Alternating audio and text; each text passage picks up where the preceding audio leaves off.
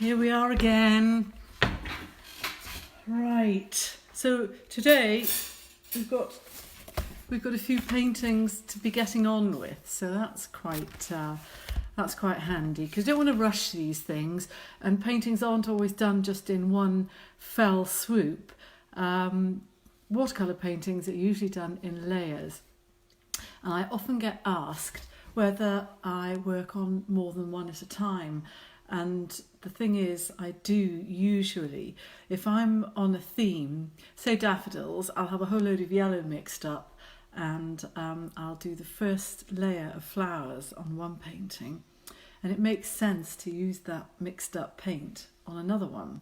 So yeah, I tend to have, at the initial stages of a painting, again, it depends how big it is, I might have like one or two or even three on the go, and I'll work between them, and that means the first painting's drying while I'm getting on with the second and third, and by the time I've done the third I can go back to the first, so that I can keep the energy going.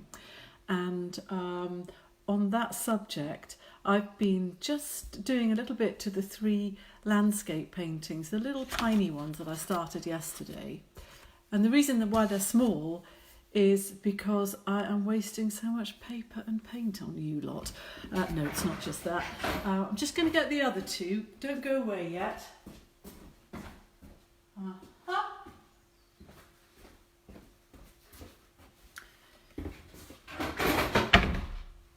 It's so that it's like a manageable size. So I did a little bit more to that one.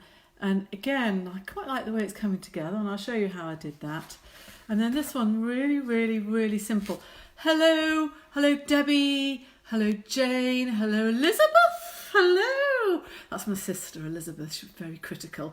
We had a little discussion this morning, and I think she's sort of grappling with the roots issue at the moment, and finding that neither her husband nor her 3 children are willing to take up the challenge of painting on the dye. Which does make me think that perhaps I should be drawing these videos to a close, because I noticed when I watched yesterday's that there's a lot of grey showing, and you know, I've got my pride, and as I said, I'm not keen on wearing a beret, so maybe when things reach a serious point, I just have to pack up. I can't be having people see me looking rough. Elizabeth, Christine Haig, hello. Joe McNamara from Ireland. Hello, you wee leprechaun. Hello, Catherine Armand. Hello, Sheila. Julie, Laura, Heather. I can't wait for the licorice to arrive. Curlew, Carol, Marianne Ray, Sheila again. Yes, I got it. Right, now I know how to use this thing. I sort of go like that, and I get to the bottom. Philip Brout, Julie Charlton, hello. Julie gave me a great tip. Now, Sam Neill, that very sexy actor who was in the film The Piano, he does Instagram daily like videos, and when he speaks to you, you feel like he's only talking to you, and he's really quite compelling. Anyway, not now, but if you go and have a look at Sam Neill's Instagram, that was a tip I got from Julie Charlton, although the one in the dark the other night wasn't very good. Philip Browell, hello, Becky, Karen, Gail, Neil, I could put a hat on, you're right, I have got one I'm thinking I could put on. Carolyn Milburn, Claire Walton, Shirley Nixon, Sally Wright, Irene, John Lewins, should you not be working? And Carol Hopkirk, here we go. So, the landscapes. This morning, I can actually see perfectly well, but I think they give me an air of, I don't know, intellectual superiority.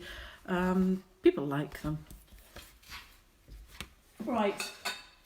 This morning, as I cycled along towards my neighbours for my session in the lambing pens, which has left me covered in bruises, I can tell you, because Swaledales have horns, and as I mentioned yesterday, when the lambs are settled with their mother, we put a number on them, put elastic band around their tail, testicles if they have any, and then put them out. And as I mentioned yesterday, it's always Muggins who goes into the pen and lifts the sheep out. Well, the Swallows don't always like having their lambs taken away. And 2 or 3 of them today got into such a paddy, and they spun round and round in their pen and walloped me on the leg with their horns. But I'm not one of those people to take retribution, although I have seen some people give them a little smack on the head. Right. So what I was going to say, as I was driving along, the whole of the landscape was monochrome. That means one colour, monochrome. And it was still a little bit misty. And the scene before me was one which is really, really easy to paint. And I thought, I could do that. I could show them how to do that. And you'd find it really rewarding. Right, so the first thing we do is we do a pale wash on the watercolour paper. And you can see I've done that. This is the first wash. I painted the whole sheet that pale colour. And then a little bit later, I painted everything except the top bit the same colour. And then what I would do is the same thing again.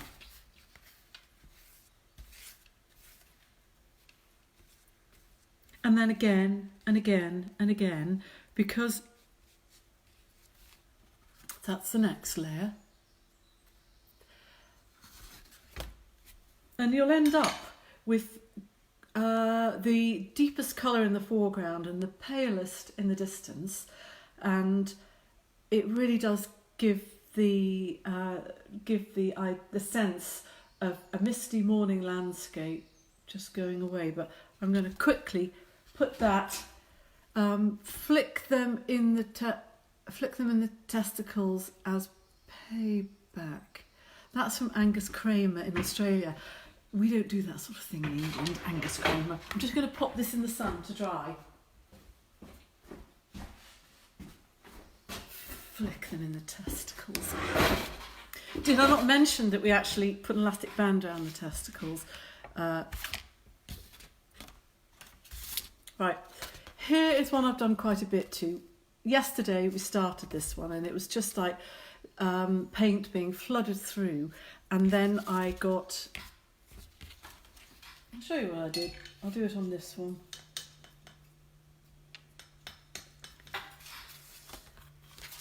Oh, I need to turn it on. Right, please tell me if you can't see, right? Remember, we did something a little bit like this yesterday, and I'm just starting to... And I've got my reference material literally out of the window over there. I'm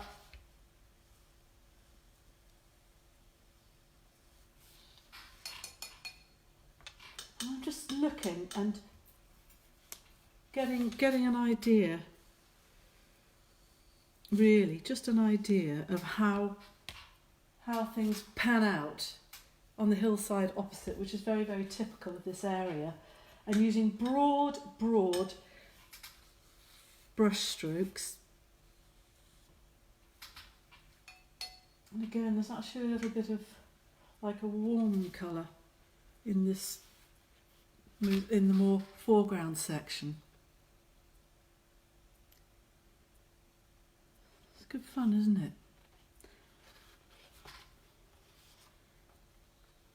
So you begin to see how there's colour in the background and then it begins to come together. So that's sort of that one. This is bone dry now, so I'm going to go on to the next step. Now, round here, it doesn't matter what hill you look at, there's forestry. Flick them the testicles, done that.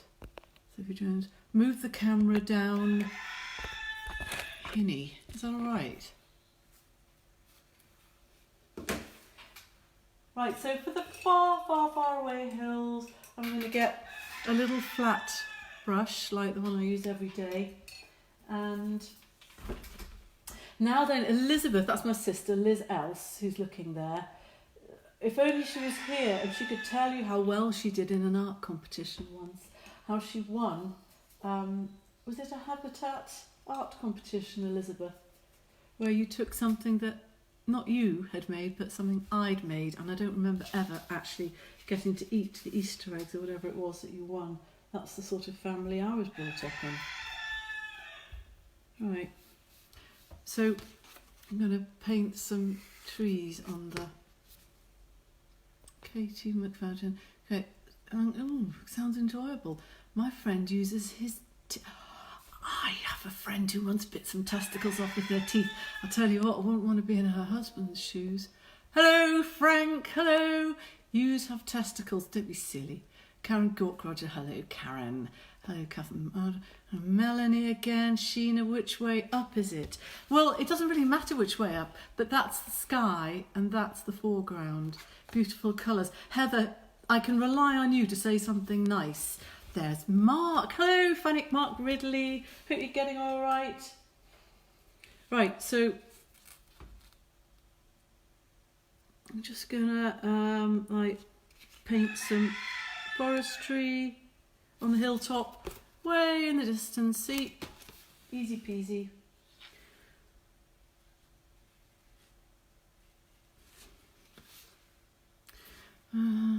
Marianne Ray, camera good. Whoop, whoop, whoop, whoop. Is that Fifey screaming in the background? No, Angus Kramer from Australia. That is a cockerel. Scott Woolard is watching. Hello, Scott. You are always more polite. Kate Marsden is what? Background needs his lunch. Fifey kicking off in the barrow. You clearly misunderstood the situation in our household where the lunch is made by Fifey. So I'm going to carry on with the theme of these bits of forestry. I'll do another one here. I'm going to get a slightly fatter brush as well because we're actually coming into the foreground. Slightly fatter brush. Is that a fatter brush? Slightly, maybe.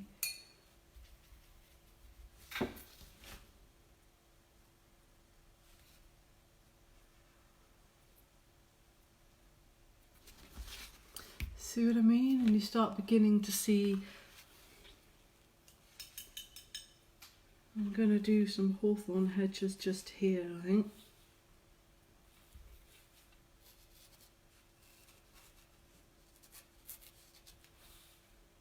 You might remember from the other day how I make hawthorn hedges look like hawthorn hedges with this hideous prickly broken brush, but it's got this really nice rough bristly end. So I am going to get a bit of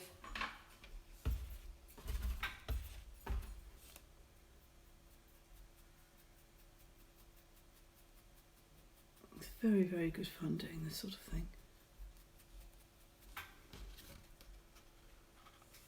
So it sort of looks like a hedge. Fifey is hungry. I'm just gonna hi from Sydney. Ross, hi from Sydney. Go all the way. Hang on, I'll get me blotting paper. Sounds like Fifey's had the rubber band treatment. You're very naughty. Helen Henderson, good morning. Good morning. How is your foliage? Verity Johnson's watching. Hello, Verity. How are you? Loving the photographs that I'm seeing all the time. Right. I'm going to do that thing with a really, really pointy brush rather than the blowing thing. To can you see okay? To do the sort of stalks on the hawthorn hedges, not the stalks, you know, the branches. It's absolutely gorgeous here. I think I'm going to have to take my cardigan off later.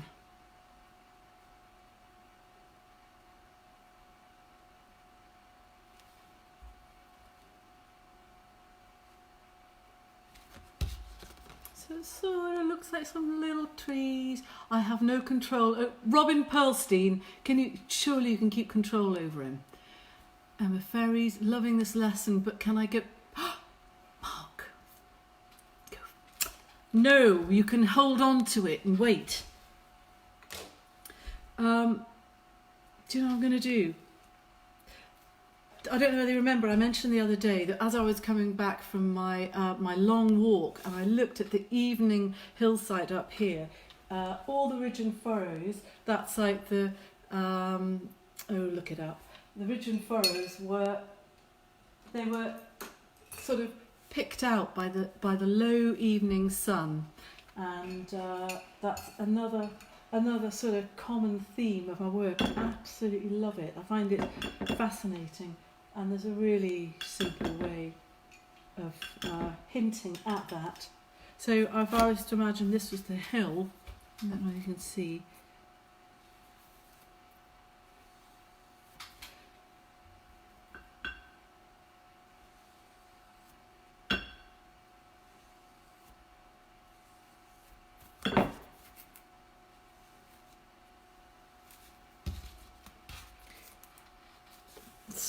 Sort of gives you an idea. Nice painting, and can you show us how to paint a tree? Look, there's some trees there, and there, Joe. Neil Nixon, hello. Jenny, thank you. Jacob von Hogflume, is that really your name? I know you don't use masking fluid, but a much cheaper copy decks. Yeah. No, I do use masking fluid. I'm going to show you something later. I love it too. So does that give you a bit of an idea? There's something else which I like to do. The landscapes are, as I've mentioned before, they're very experimental and very good fun, and I use paint sometimes just to hint at what's going on, rather than to do a very exact sort of thing. You can always take a photograph if you want something exact, but I like to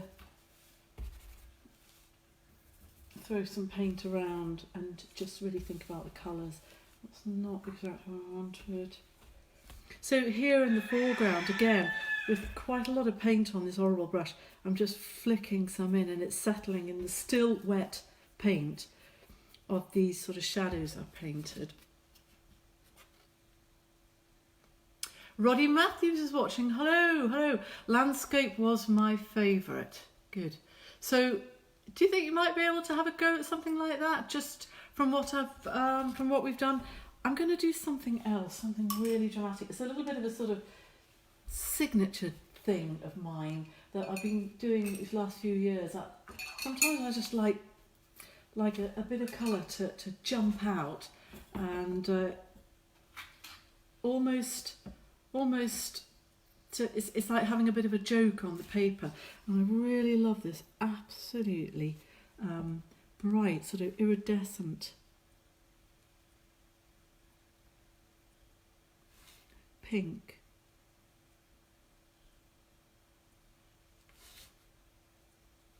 And sometimes I just like find a little bit of white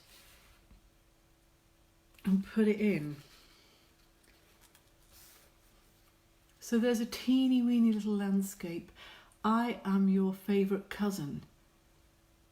Everyone's my favourite cousin. So that's that. Hope you liked it. Right, so this is yesterday's hair. Do you remember we had a little start at it, and I was telling you about hares and how we often see them here, and how they just lie low in a bit of foliage. Amazing, thank you very much. So we started this yesterday, and I'm going to continue just to fill. Do you know what I could do? I could sort of prop this up like that so that you get a better. No, it's just going to make life difficult for me. Robin, mention me. God, you're so needy, Jenny.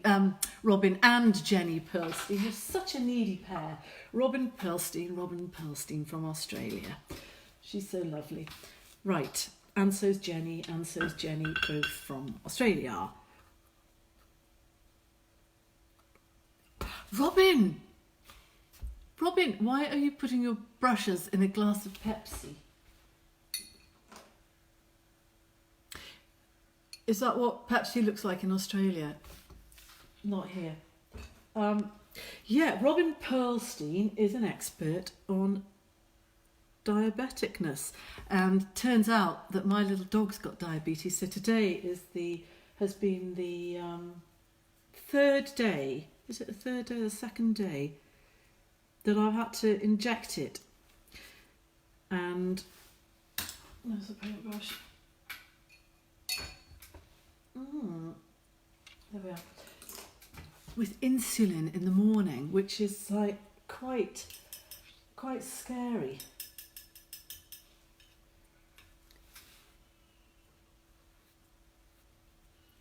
Again, just now these leaves we did yesterday are bone dry, so I'm just going to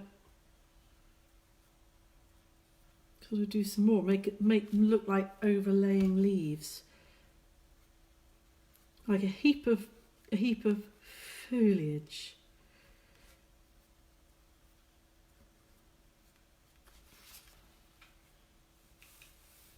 I am a diabetes specialist. Yes, that's what you are, Robin. So yeah, my poor little dog, one of my poor little dogs, Marv, just didn't seem to put weight on. He kept losing weight, but he seemed okay and his skin was okay. And he was coming for walks and we just kept feeding him more and more, but he wasn't putting weight on. But we thought he was responsible for the odd puddle in the kitchen, but he was drinking snacks. So anyway, we had to take him to the vet the other day. Well, first of all, Fifey collected a sample of urine. I'm glad I was busy when that was being done. Busy doing this, actually. See bone dry, Kate Marsden. Oh, go! Am I boring you, Mark? Go! Just go. See you. So we got the sample. Turns out that there was far too much glucose in his wee, and that pointed towards diabetes. And so they did a blood sample as well to see about the fructose. Starts with an F anyway. And so yeah, I've got insulin. I have to inject him every day. Feed Marv, that loud rooster. I'm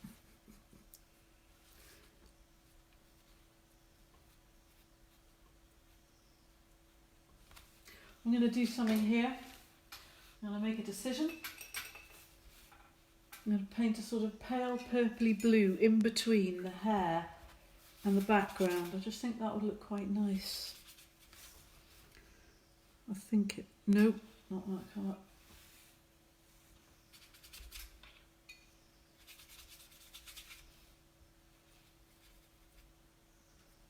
Remember, I always do a little test paint on the side, on a little piece of scrap of paper, just to see if the colour...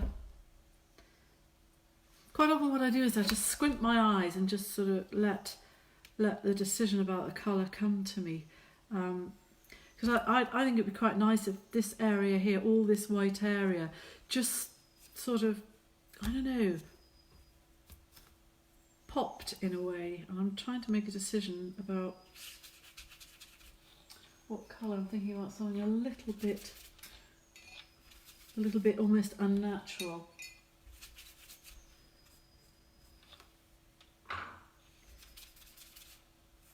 Oh, just do that.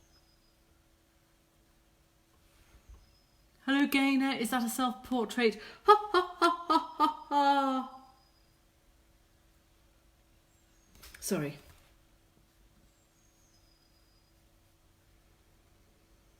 Yeah, talking about hair, I'm going to have to get the clippers out because I noticed that Fifey is sporting what my sister describes as a Tudor ruff. He's got a lot of hair sprouting between his collar and where his rather thin leftover hair is on his head. And it's like, it really is, it's just like sort of grey fluff coming out.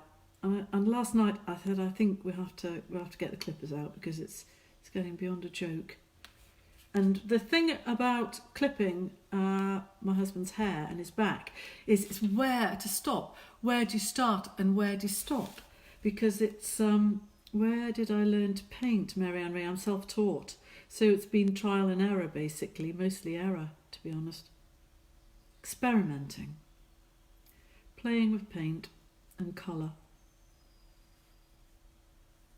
So yeah, I'm going to get the clippers out and I quite like that actually.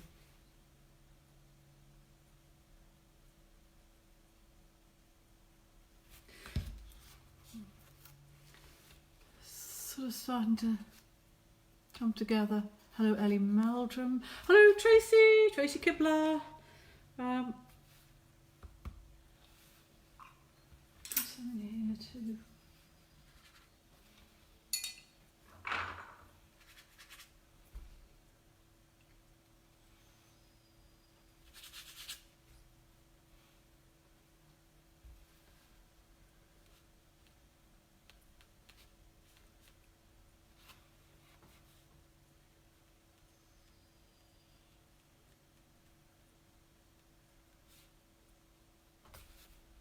I'm going to do the middle of the eye. Blimey, doesn't time fly?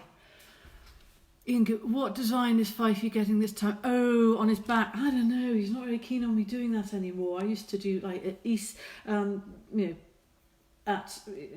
what do you call them? Like particular times through the year, like Christmas and Easter and birthdays. I would come up with a theme and clip it out of his back hair because he's like a baboon.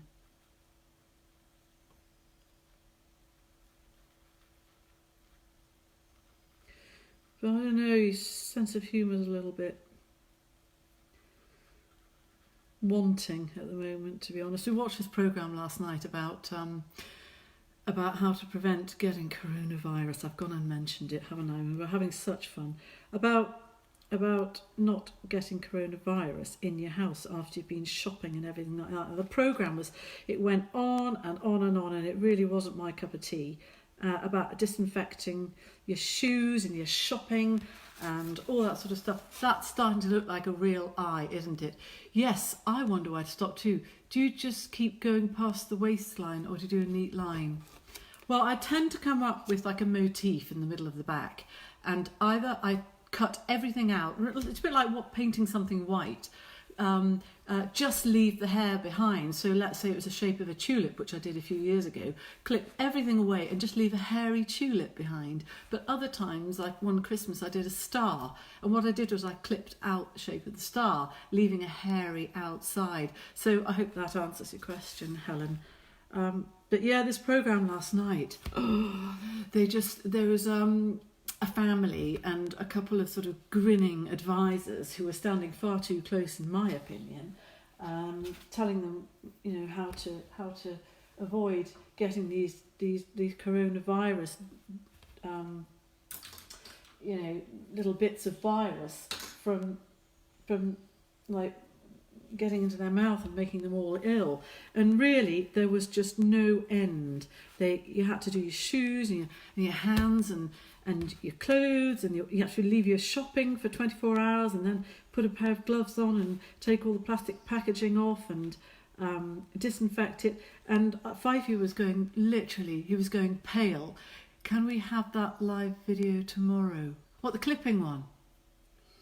I don't know whether he'd be up for that, Marianne. I'll ask him, he might, because actually that would be quite good fun. Yeah, so really we came to the conclusion at the end of this programme, I came to the conclusion that I'm just not cut out for that level of cleaning and disinfecting, so we're just going to have to not go anywhere, not get any shopping, eat our way to the bottom of the freezer, and not do it, because I can't do it.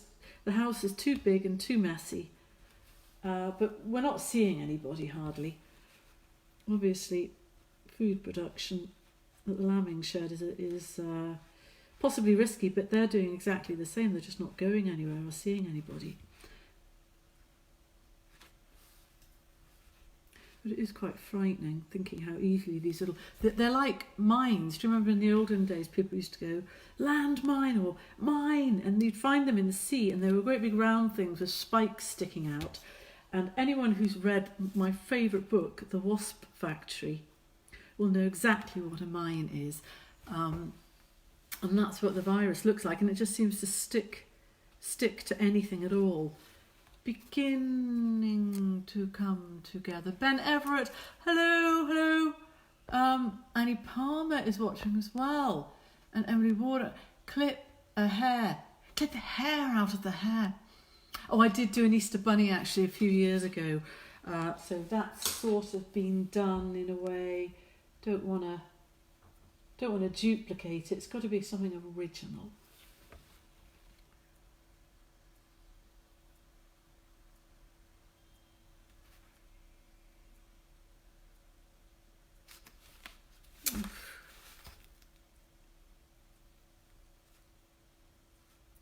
Ooh, yesterday I got a message from somebody and they said, Marianne, you ought to put your cards up on your thing and tell people about your lovely cards. Before I do that, I'm going to show you something I got sent yesterday. Look, I have inspired people. How beautiful is that? This was sent to me. Can you believe it? by Isabel, but these are all the paintings done by someone called Dylan, aged 9. I think that's absolutely lovely. I'm going to treasure that. So, right. Ooh. It's sort of getting there, isn't it? So cards, now then, we sell packs of cards, we sell individual cards. This is what we call our flower pack, and the clue is in the name. 6 cards for £10, it's an absolute bargain, and they're on the website. And then other cards, hound cards, boxy cards, cockerel cards, and we've got loads of different themed packs as well. Right, it's approaching, in fact it's after past. Was there anything I was going to say? Da-de-da cards, Marvin, brass strap. Oh God, yeah, I'm trying not to show my bra strap today. Don't want to be provoking anyone. Dylan is too good. He's very good. You're very good as well, mind you. Ava says, thank you for the diary. She's doodled in it quite a bit. Oh, that's good. Angie Harris, you were playing the piano. You were playing the piano today on Facebook. What a lovely idea, showing us things that we don't always associate with people. Shall I play my cello tomorrow? Anyway, I think that that's enough for now. And I've got an idea for tomorrow if I've got the energy. Oh God, not top of my hair. Anyway, it's been really lovely again. And have a nice day. Enjoy the sun, but stay at home.